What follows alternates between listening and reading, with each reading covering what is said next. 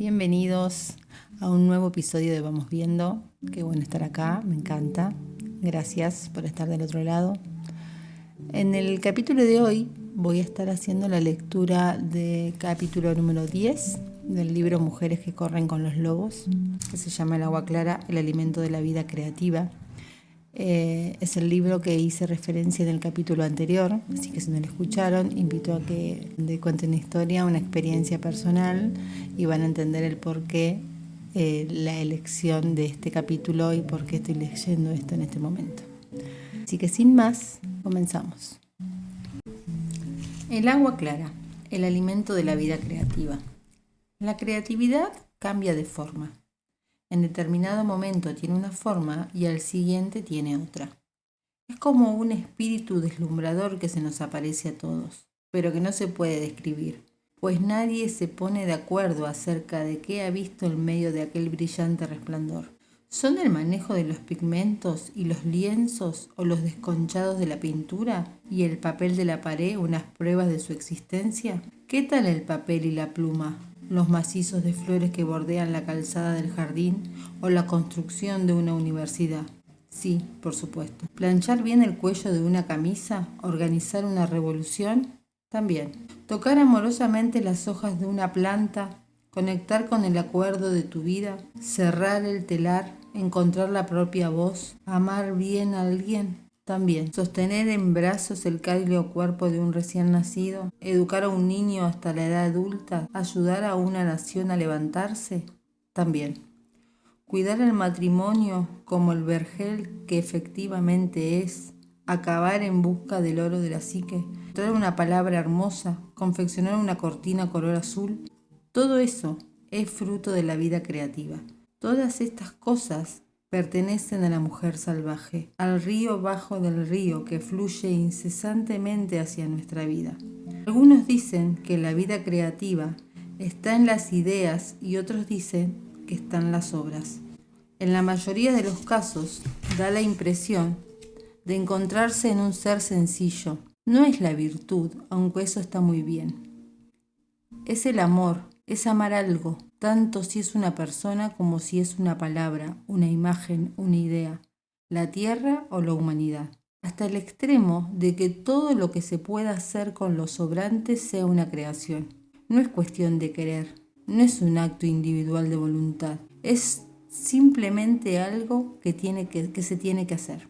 La fuerza creativa discurre por el terreno de nuestra psique buscando los huecos naturales, los arroyos que existen en nosotras. Nosotras nos convertimos en sus tributarios, en sus cuencas. Somos sus estanques, sus charcos, sus corrientes y sus santuarios. La fuerza creativa salvaje discurre por los lechos que tengamos, por los innatos, por lo que nosotras cavamos con nuestras propias manos. No tenemos que llenarlos. Solo tenemos que construirlos. En la tradición arquetípica se tiene la idea de que si alguien prepara un lugar psíquico especial, el ser, la fuerza creativa, la fuente del alma, se enterará. Se abrirá camino hacia él y se establecerá en su morada. Tanto si esta fuerza es convocada como por el bíblico sigue adelante y prepara un lugar para el alma, como si lo es por una voz, que como en la película en que un campesino oye una voz que lo incita a construir un campo de golf para que los espíritus de los jugadores difuntos, le dice, si lo construyes, ellos vendrán. El hecho de preparar un lugar adecuado propicia la venida de la gran fuerza creativa. En cuanto este gran río subterráneo encuentra sus estructuras y sus brazos en nuestra psique, nuestra vida creativa se llena y se vacía. Sube y baja en las distintas estaciones, exactamente igual que un río salvaje. Estos ciclos dan lugar a que las cosas se hagan, se alimenten, caigan, mueran a su debido tiempo, una y otra vez. La creación de algo en un punto determinado del río alimenta a los que se acercan a él, las criaturas que se encuentran corriente abajo y a las del fondo. La creatividad no es un movimiento solitario, en eso estriba su poder. Cualquier cosa que toque, quien quiera que la oiga, la vea o la perciba, lo sabe y se alimenta. Es por eso por lo que la contemplación de la palabra, la imagen o la idea creativa de otra persona nos llena y nos inspira en nuestra propia labor creativa. Un solo acto creativo tiene el poder de alimentar a todo un continente. Un acto creativo puede hacer que un torrente traspase la piedra. Por esta razón, la capacidad creativa de una mujer es su cualidad más valiosa, pues se ve por fuera y la alimenta por dentro a todos sus niveles, psíquico, espiritual, mental, emocional y económico. La naturaleza salvaje derrama incesantes posibilidades, actúa a modo de canal de parto, confiere fuerza, apaga la sed, sacia nuestra hambre de la profunda vida salvaje. Es en una situación ideal, el río creativo no tiene ningún dique y ningún desvío. Sobre todo, no se utiliza indebidamente. El río de la mujer salvaje nos alimenta y nos convierte en unos seres que son como ella, dadores de vida. Mientras nosotras creamos, este ser salvaje y misterioso nos crea a su vez y nos llena de amor. Somos llamadas a la vida de la misma manera que las criaturas lo son por el sol y el agua. Estamos tan vivas que damos vida a nuestra vez. Estallamos, florecemos, nos dividimos y multiplicamos, fecundamos, incubamos, transmitimos y ofrecemos. Está claro que la creatividad emana de algo que se levanta, rueda, avanza impetuosamente y se derrama en nosotros, no de algo que permanece inmóvil esperando. Aunque sea de manera tortuosa e indirecta que nosotras encontramos el camino que conduce hacia él, en este sentido jamás podemos perder nuestra creatividad. Está siempre ahí, llenándonos o chocando con cualquier obstáculo que se interponga en su camino. Si no encuentra ninguna salida para llegar hasta nosotras, retrocede, hace acopio de energía y embiste con fuerza hasta conseguir abrir una brecha. La única manera de evitar su insistente energía consiste en levantar constantes barreras contra ella o dejar que la negligencia y el negativismo destructivo la envenenen. Si buscamos con ansia la energía creativa, si tenemos problemas con el dominio de la fertilidad, la imaginación y la ideación, si tenemos dificultades para centrarnos en nuestra visión personal, actuar en consecuencia o llevarla a su cumplimiento, significa que algo está fallando en la congruencia tras las fuentes y el afluente. A lo mejor nuestras aguas creativas discurren a través de un ambiente contaminado en el que las formas de vida de la imaginación mueren antes de alcanzar la madurez. Con alta frecuencia, cuando una mujer se ve despojada de su vida creativa, todas las circunstancias se encuentran en la raíz de la situación. Hay también otras posibilidades más insidiosas. A lo mejor una mujer admira tanto las cualidades de otra y o los aparentes beneficios adquiridos o recibidos por otra, que se convierte en una experta en el arte de la imitación y se conforma tristemente con ser una mediocre copia en lugar de desarrollar las propias cualidades. A lo mejor la mujer está atrapada en una adoración o en una hiperfascinación por sus heroínas y no sabe cómo socavar sus inevitables dones. A lo mejor tiene miedo porque las aguas son muy profundas, la noche es oscura y el camino es muy largo. Justo las condiciones necesarias para el desarrollo de las valiosas y originales cualidades propias. Puesto que la mujer salvaje se encuentra en el río bajo, cuando fluye hacia nosotras, nosotras también fluimos. Si la abertura que va de ella a nosotras está bloqueada, nosotras también nos bloqueamos. Si sus corrientes están envenenadas por culpa de nuestros complejos negativos interiores, del ambiente o de las personas que nos rodean, los delicados procesos que configuran nuestras ideas también se contaminan y entonces somos como un río moribundo, lo cual no se puede pasar por alto, pues la pérdida de una clara corriente creativa construye una crisis psicológica y espiritual. Cuando la creatividad se queda estancada de alguna manera, el resultado siempre es el mismo: ausencia de frescor, debilitamiento de la fertilidad, posibilidad de que las formas inferiores de la vida vivan en los intersticios de la forma de vida superiores, imposibilidad de producir una idea en contraposición a otra, de incubar, de engendrar una nueva vida. Entonces nos sentimos enfermas y queremos seguir adelante. Vagamos sin rumbo, fingiendo de que nos las podemos arreglar sin la lujuria de la vida creativa, o bien simulándola. Pero no podemos y no debemos. Para que regrese la vida creativa hay que limpiar las aguas. Tenemos que adentrarnos en el fango, purificar los elementos contaminados, abrir de nuevo las aberturas, proteger la corriente de futuros daños. Entre los pueblos de habla española se narra un antiguo cuento llamado La Llorona. Algunos dicen que su origen se remota al siglo XVI, cuando los conquistadores invadieron los pueblos aztecas de México, pero es mucho más antiguo que eso. El cuento gira en torno al río de la vida que se convirtió en el río de la muerte. La protagonista es una cautivadora mujer del río, generosa, que crea a partir de su propio cuerpo. Es pobre, sobrecogedoramente hermosa, pero rica de alma y espíritu. La Llorona es un cuento muy extraño, pues sigue evolucionando a través del tiempo como si tuviera una vida interior propia, como una gigantesca duna móvil de arena que avanza por el territorio, devora cualquier cosa que se interponga por delante y construye con ella y encima de ella hasta que la tierra se convierte en parte de su propio cuerpo. Pero la primera versión que yo oí de La Llorona la describía como la protagonista de una guerra sindical de los bosques del norte donde yo me crié. La siguiente vez que oí contar el cuento, La Llorona se enfrentaba a un adversario implicado en la repatriación forzosa de mexicanos desde Estados Unidos en los años 50. En el sudoeste me contaron distintas versiones del cuento, una de ellas perteneciente a los campesinos de la antigua concesión territorial española, quienes aseguraban que la protagonista había participado en las guerras de las concesiones territoriales de Nuevo México, y era una pobre pero hermosa hija de un español de la que se aprovechó un acaudalado constructor. Pero la versión más sorprendente me la contó un niño. Primero les relataré la línea argumental de los cuentos de La Llorona y después el asombroso sesgo del cuento. La Llorona. Un rico hidalgo corteja a una pobre pero hermosa mujer y se gana su afecto. Ella le da 2 hijos, pero él no se digna a casarse con ella. Un día él le anuncia que regresará a España para contraer matrimonio con una acaudalada dama elegida por su familia y que se llevará a sus hijos.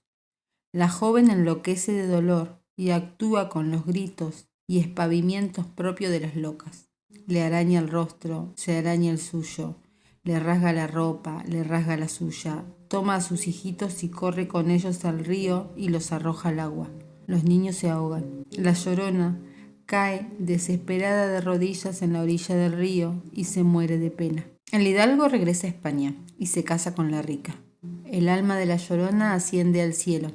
Allí el guardián de la entrada le dice que puede ir al cielo, pues ha sufrido mucho, pero no podrá entrar hasta que recupere las almas de sus hijos en el río. Y por esta razón hoy se dice que La Llorona recorre la orilla del río con su largo cabello volando al viento e introduce los largos dedos en el agua para buscar en el fondo a sus hijos. Y por eso también los niños no deben acercarse al río cuando se hace de noche, pues La Llorona los podría confundir con sus hijos y llevárselos consigo para siempre. Si vemos en este cuento el reflejo del estado de la psique de una mujer individual, comprenderemos muchas cosas acerca del debilitamiento y el malogro del proceso creativo de una mujer. Como en otros cuentos que terminan mal, la narración sirve para enseñarle a la mujer lo que no tiene que hacer y cómo retractarse de las elecciones equivocadas para poder reducir el impacto negativo. Por regla general, siguiendo el rumbo psicológico contrario al elegido por la protagonista del cuento, podemos aprender a capear en temporal en lugar de ahogarnos en él. El cuento utiliza la metáfora de la mujer bella y del puro río de la vida para describir el proceso creativo femenino en su estado normativo.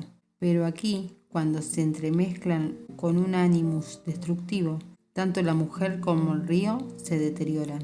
Y entonces la mujer, cuya vida creativa está menguando, experimenta, como La Llorona, una sensación de envenenamiento y deformación de un deseo de matarlo todo. Posteriormente, se ve empujada a una búsqueda aparentemente interminable entre las ruinas de su antiguo potencial creativo. Para enderezar la ecología psíquica de la mujer, el río se tiene que volver a limpiar. No es la calidad de nuestros productos creativos lo que nos interesa en este cuento, sino el reconocimiento individual del valor de las propias facultades y los métodos necesarios para poder cuidar de la vida creativa que las rodea. Detrás de las acciones de escribir, pintar, pensar, curar, hacer, guisar, conversar, sonreír, realizar, está siempre el río bajo el río que alimenta todo lo que hacemos.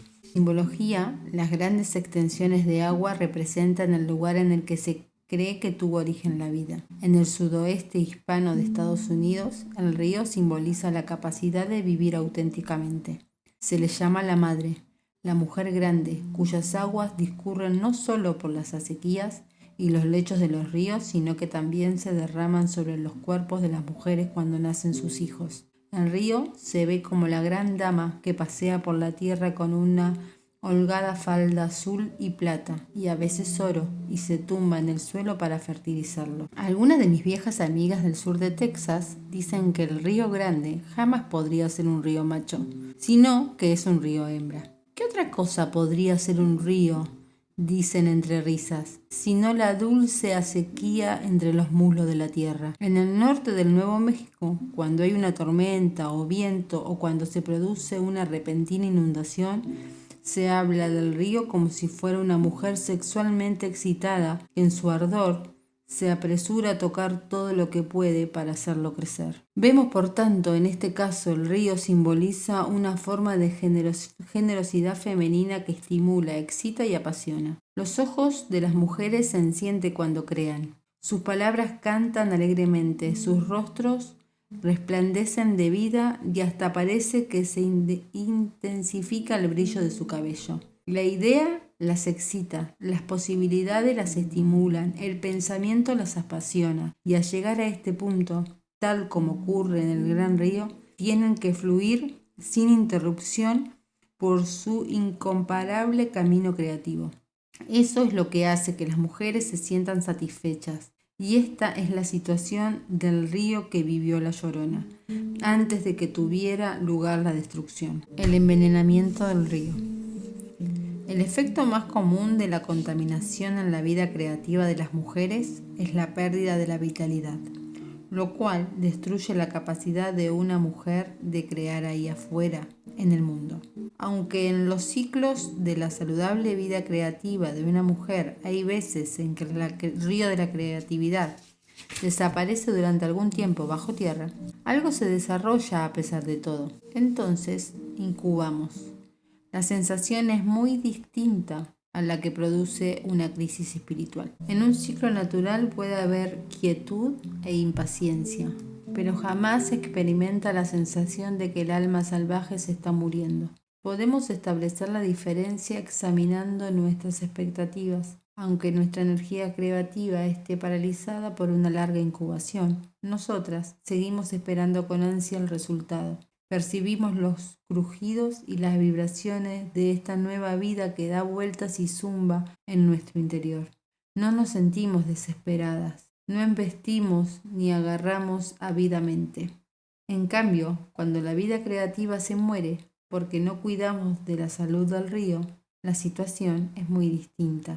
Entonces sentimos exactamente lo mismo que el río moribundo. Experimentamos pérdida de energía y nos sentimos cansadas. Nada se arrastra, nada es fangoso, nada deja hojas, nada se enfría ni se calienta.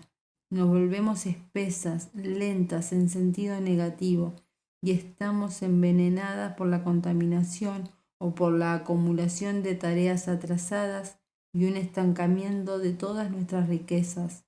Todo parece contaminado, turbio y tóxico. ¿Cómo se puede haber contaminado la vida creativa de una mujer? Toda esta embarradura de la vida creativa invade las 5 fases de la creación: la inspiración, la concentración, la organización, la puesta en práctica y el mantenimiento. Las mujeres que han perdido una o más fases dicen que no se les ocurre nada nuevo, útil o empático. Se distraen fácilmente con aventuras amorosas, demasiado trabajo, demasiados juegos, demasiado cansancio o temor al fracaso. A veces los problemas surgen como consecuencia de la inseguridad con la que una mujer se plantea su propia extroversión. Cree que por actuar un poco en el exterior ha hecho algo importante, pero eso equivale a hacer los brazos, pero no las piernas o la cabeza de una cosa y considerarla terminada. La mujer se siente necesariamente incompleta.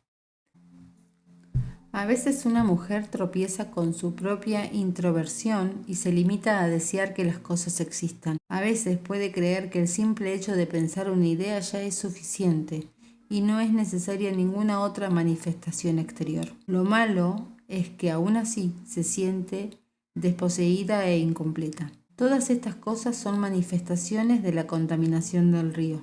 Lo que se fabrica no es una vida, sino algo que la entorpece. Hay otro cuento que describe el mismo proceso, pero utiliza otro simbolismo. Creo que voy a hacer tal cosa o tal otra, dice la mujer. La arpía le contesta, menuda idiotez, no le interesa a nadie, es tan simple que hasta da risa. Mira bien lo que te digo, tus ideas son una bobada, la gente se reirá, no tiene nada que decir. Así hablan las arpías. Son otra forma de contaminación. A muchas escritoras, pintoras, bailarinas y otras artistas les he oído alegar todos los pretextos que se han inventado los seres humanos desde que el mundo es mundo. Lo resolveré cualquier día de estos.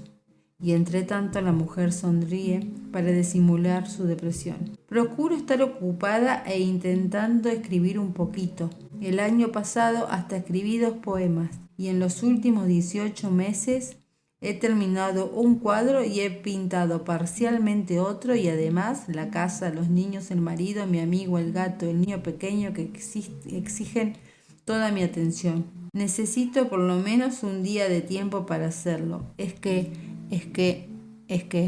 he visto a muchas mujeres trabajar horas en actividades que despreciaban para poder permitirse el lujo de comprar objetos muy caros para su casa, sus parejas o sus hijos. A tal fin, apartaban a un lado sus extraordinarias cualidades. He visto a muchas mujeres empeñarse en limpiar toda la casa antes de sentarse a escribir. Y tú ya sabes lo que ocurre con las tareas domésticas. Nunca se termina. Es un método infalible para obstaculizar la creatividad de una mujer. La mujer tiene que cuidar de que una responsabilidad excesiva o una respetabilidad excesiva no le roben los necesarios descansos, ritmos y éxtasis creativos. Tiene que plantar firmemente los pies en el suelo y decir que no a la mitad de las cosas que ella cree que tendría que hacer. El arte no se puede crear solo en momentos robados. Va de nuevo esta frase. El arte no se puede crear solo en momentos robados.